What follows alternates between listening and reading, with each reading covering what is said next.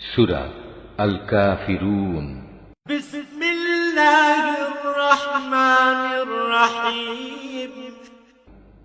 রহমান রহিম আল্লাহ তাআলার নামে। কুল ইয়া আইয়ুহাল কাফিরুন।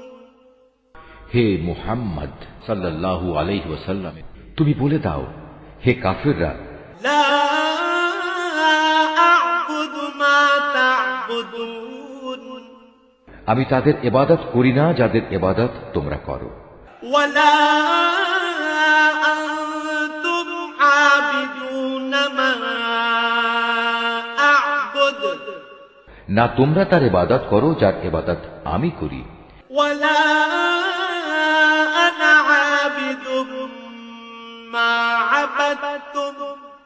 এবং আমি কখনোই তাদের ইবাদত করব না যাদের তোমরা ইবাদত করো। ওয়ালা